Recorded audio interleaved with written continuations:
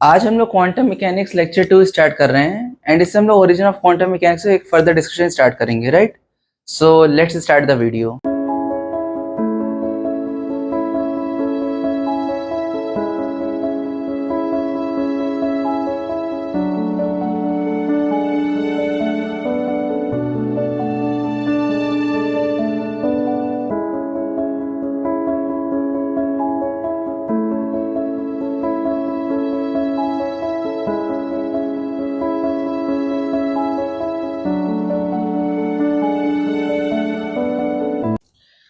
ये समझने से पहले हम लोग को पहले किरचॉफ लॉ आना चाहिए। Kirchhoff law not the KCL और केवीएल बट दूसरा लॉ है, वो अभी हम लोग डिस्कस करते हैं।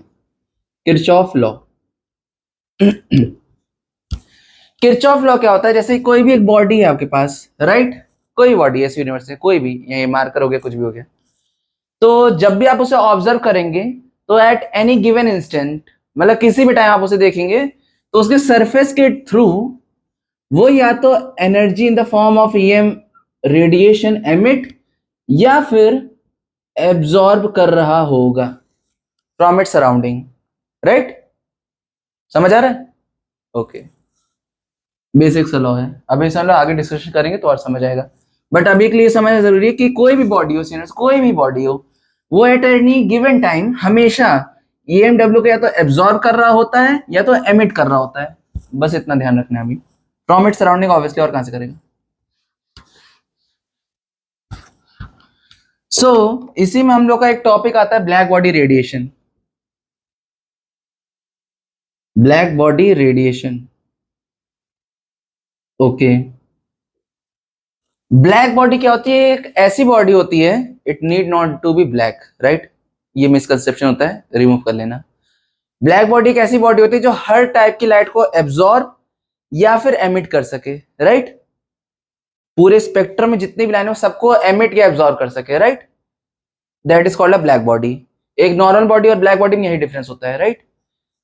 तो एक ब्लैक बॉडी को जब तुम एक एनर्जी दोगे इन the form of electromagnetic spectrum, electromagnetic wave, तो क्या होगा? वो जितनी एनर्जी लेगा पूरी एमिट कर देगा। तो उसने एनर्जी ना ही ली ना ही एमिट की, एज अ नेट अगर मैं कहूं, हाँ ओवरऑल प्रोसेस उसने एनर्जी ली है देन वापस की है सराउंडिंग में, but net change in energy कितना है? 0 है। And delta T change in temperature भी 0 होना चाहिए, राइट? सो अब एक ब्लैक बॉडी कैसे बनती है ये जानना जरूरी है। अगर आपको बनाना है तो आप क्या करिए, एक मेटल लीजिए ऐसे सर्कुलर फॉर्म में एंड यहां पर आप एक ऑरिफिस बना दीजिए, बहुत छोटी सी स्पेस, एंड यहां से आप लाइट को भेजना स्टार्ट करिए। ऐसे लाइट जाएगी, यहां पर नॉर्मल बनाओ, यहां से तुम्हारी इधर जाएगी, यहां बनाओ, ऐसे लाइट जाएगी। तो बेसिकली देखा जाए लाइट कभी बाहर ही नहीं आ पाएगी, राइट? तो इसका मतलब तुमने इसमें जितनी लाइट भेजी है सब इसी के अंदर ट्रैप्ड हो गई हैं, तो इसका मतलब इसने जितनी लाइट ली सब एब्जॉर्ब कर ली, राइट? तो लेकिन अब ये इसे बैलेंस करने के लिए क्या करेगा? अपने सरफेस के थ्रू एनर्जी एमिट करता रहेगा जिससे ब्लैक बॉडी बना रहे। तो तब भी इसके अंदर डेल्टा टी क्या होगा? 0 होगा, क्योंकि अपने सरफेस के थ्रू फिर भी एनर्जी को एमिट करता रहेगा। दैट्स वाई, ठीक है। एंड यही एक डिफरेंस होता है between a normal body and a black body. Normal body क्या होता है? आप वो कुछ एब्जॉर्ब करेगी तो कोई जरूरी नहीं कि जितना एब्जॉर्ब किया है उतना ही एमिट करे, राइट? इट कैन हैपन कि वो जितना एब्जॉर्ब कर रहा है उससे कम या ज्यादा भी एमिट कर सकती है। ऐसा ही पॉसिबिलिटी है, वहां पे टेम्परेचर कम होगा या फिर ज्यादा होगा। डेल्टा टी 0 नहीं होगा उस केस में, राइट? ओके, सो बेसिकली अब हम लोग स्टार्ट करेंगे वेन्स डिस्प्लेसमेंट कर्व से, राइट? थोड़ा सा अमेजिंग कर्व है वो, उसमें देखेंगे क्या है।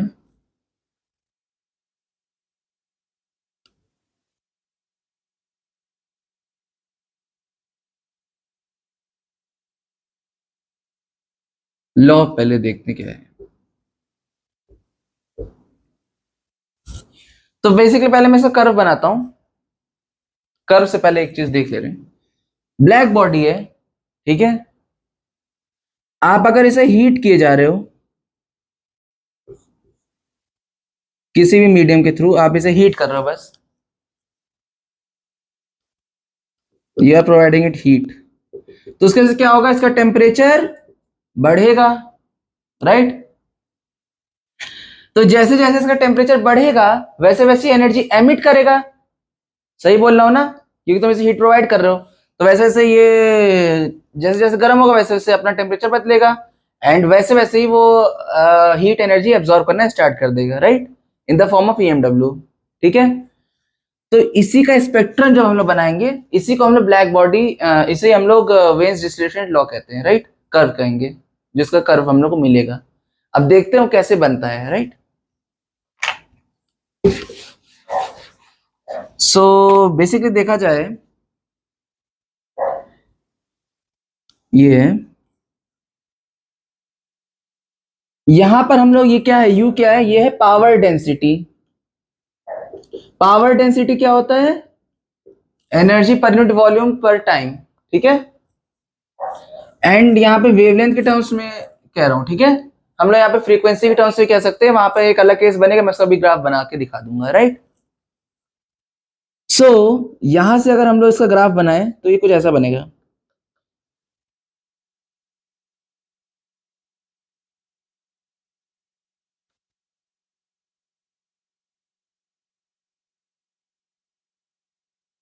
शार्प एज नहीं। ये क्या बना दिया है, तो बेसिकली देखो इससे करस्पॉन्डिंग एक वेवलेंथ आ रही है, उसे मैंने लैम्डा 1 कह दिया, जो मैक्सिमम है, जहां पर इसका पीक आ रहा है, जहां पर यू की वैल्यू मैक्सिमम हो रही है, मैं उसे यहां लिख रहा हूं, ठीक है। यहां पर एक लैम्डा 2 मिल रहा है, सही है, सही है। यहां पर एक लैम्डा 3 है, लेकिन ये है क्या, बेसिकली ये at temperature is equal to T1 है, या T3 कह दो। ये T3 पे, ये T2 पे ये वेवलेंथ एमिट करेगा, एंड ये T1 पे ये वाली वेवलेंथ एमिट कर रहा है। ये ग्राफ पूरा बता रहा है, एंड इस वाले पॉइंट पे इसकी एनर्जी मैक्सिमम है, ठीक है। तो वेन्स लॉ क्या कहता है, लैम्डा 1 इंटू टी, या फिर यहां पर इस वाले पॉइंट को तुम मैक्सिमम लैम्डा कह सकते हो, इसे मैं लैम्डा एम कह दूं।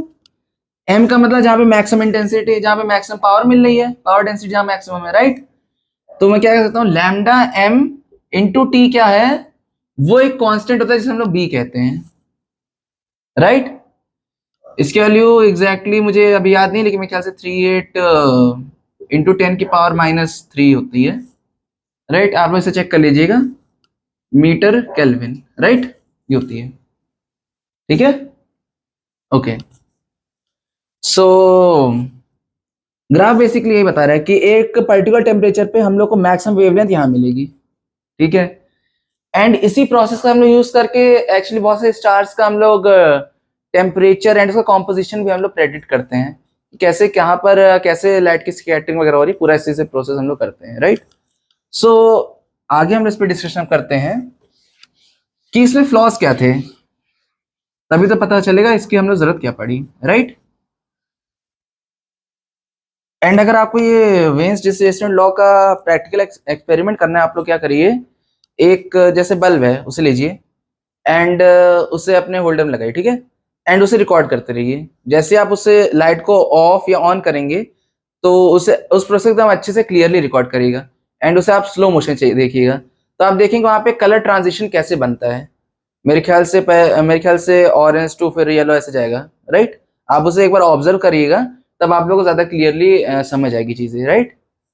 अगर हो सके मैं भी कभी उसका एक्सपेरिमेंट करूंगा।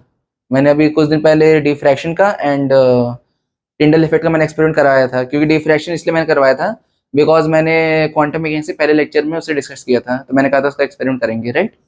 सो आप उसे चेकआउट कर सकते हैं, राइट। अच्छा, अब इसमें एक और चीज है,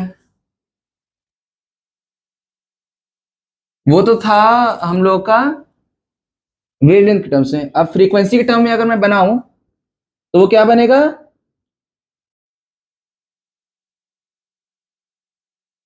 थोड़ा सा ऐसे,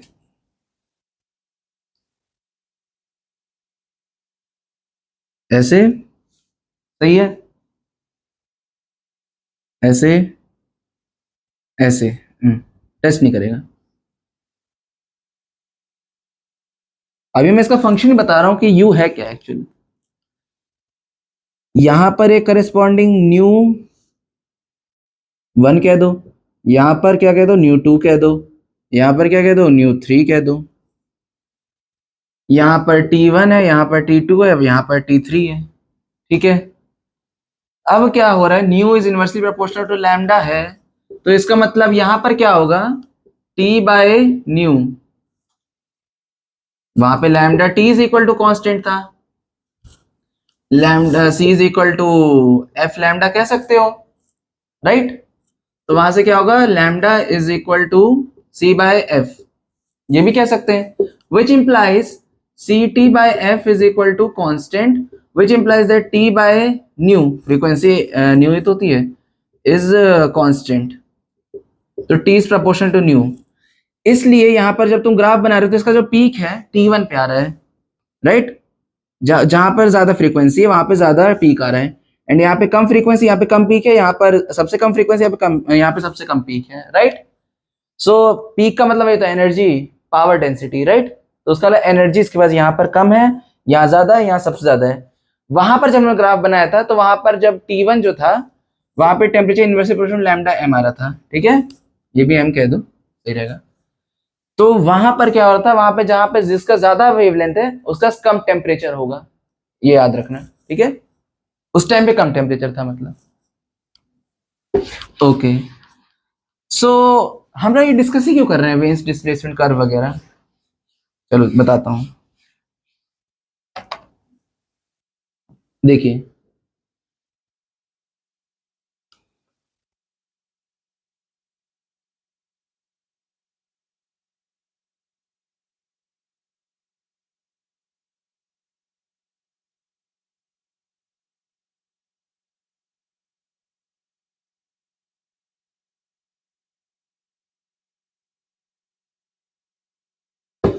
ये वेन्स डिस्प्लेसमेंट कर्व है, लैम्डा, लैम्डा नहीं, मैं यहाँ पर लैम्डा भी यूज कर सकता हूँ एंड वो भी यूज कर सकते, कोई दिक्कत की बात नहीं है। तो मैं बेसिकली यहाँ पर न्यू एंड यू लेकर चल रहा हूँ, कोई दिक्कत की बात नहीं, ठीक है। ये था, ये रेले ने दिया था ये लॉ, एंड ये वेन ने दिया था ये वाला, ये वाला, एंड ये वाला प्लैंक डिस्ट्रीब्यूशन कर्व है, ठीक है, ये प्लैंक ने दिया था। दोनों में डिफरेंस क्या था, इन तीनों में, इन्होंने और इन्होंने वेव मान के किया था, लेकिन प्लैंक ने क्या कहा था, डिस्क्रीट पार्टिकल यानी फोटोन मान के करो, राइट। सो जब रेले ने किया था तो उन्होंने क्या कहा,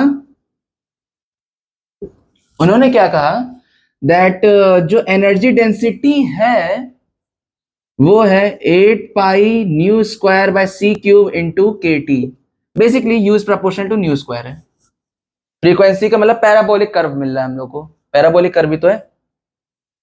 बट जो वेन थे उन्होंने क्या कहा दैट जो एनर्जी डेंसिटी है वो ए न्यू क्यूब ई की पावर माइनस बीटा, सही है, सही लिख रहा हूं, अपॉन टी है, राइट। समझ आ रहा है क्या है, ये भी ना देखो, ठीक है, बस ये समझो कि वो एक्सपोनेंशियल फंक्शन एंड न्यू के क्यूब पे डिपेंड कर रहे हैं, ठीक है। वेन ने ये कहा तो उनका ऐसा ग्राफ बना, तो इसका मतलब यहाँ पर देखिए इन्फिनिटी पे जाके ये ग्राफ एक मीट कर रहे हैं यहाँ पर, तो इसका मतलब उन्होंने कहा कि कंटिन्यूस वे में हो रहा है, ठीक है। जब प्लैंक ने अपनी थ्योरी दी उन्होंने कहा कि पार्टिकल मान के करो, राइट। तो जब उन्होंने कहा कि पार्टिकल मान के करो तो उसमें क्या उन्होंने कहा कि एनर्जी इज इक्वल टू क्या, एच न्यू, एक सिंगल फोटोन की एनर्जी एच न्यू उन्होंने कही, ठीक है, जैसे हम लोग पढ़ते हैं H C by lambda, right, कहते हैं ना, ओके। अच्छा वो कंटिन्यूअस एंड डिसकंटिन्यूअस की बात हम लोग बाद में करेंगे, तो वो अभी भूल जाओ, ठीक है। अभी हम लोग इस पर डिस्कशन करते हैं, राइट। तो यहां पर एनर्जी डेंसिटी क्या निकली थी जब कैलकुलेट किया गया, वो आई थी, थोड़ा बड़ा फॉर्मूला, डरना नहीं, 8 pi nu square by C cube into h nu by e की power minus K T minus h nu by K T minus 1, ये फॉर्मूला था। हाँ थोड़ा बड़ा है बट इतना कोई जरूरी नहीं। जब इससे ग्राफ बनाया गया तो हम लोग को ये मिला, and it was the correct prediction, right. So basically इतना जानना जरूरी है, अब इसमें हम लोग और डिस्कशन आगे के लेक्चर्स में करेंगे। बट अब एक इतना समझो कि ये था, ठीक है। ये प्लैंक ने कहा, ये रेले ने कहा था, ये वेन लॉ है, ठीक है। एंड यहाँ से हम लोग को लाइट का पार्टिकल नेचर पता चला कि अगर हम पार्टिकल नेचर से समझे तो ज्यादा आसानी से समझ आएगा, ठीक है। बट अब यहां से कंट्रोवर्सी उठी। Diffraction, interference and reflection and refraction में हम लोग पार्टिकल नेचर नहीं मानते हैं लाइट का, वहां पे हम लोग वेव नेचर लेके करते हैं, ठीक है। बट यहां पर क्या हुआ, हमने उसे पार्टिकल मान लिया, तो इसका मतलब वेव और पार्टिकल नेचर की यहाँ पे भी लड़ाई चली रही थी, राइट। स्टार्टिंग से ही हम लोगों ने एक लाइट को लेकर के पूरी थ्योरी बनाई क्वांटम मैकेनिक्स की स्टार्टिंग में, उसके बाद और चीजें आई, इलेक्ट्रॉन को हम लोगों ने वेव प्रूफ किया, देन और भी चीजें हुई थी, उससे हम आगे डिस्कशन करेंगे। बट बेसिकली देखा जाए पूरा सिस्टम जो था वो पूरा फोटॉन्स के अराउंड या लाइट के अराउंड ही पूरा घूम रहा था। उन्होंने क्या कहा था प्लैंक ने कि जो लाइट के पार्टिकल्स होने पहले उन्होंने क्वांटम नाम किया, देन उसका वो नाम शिफ्ट होकर फोटोन हुआ था, राइट। सो अब देखो क्या है।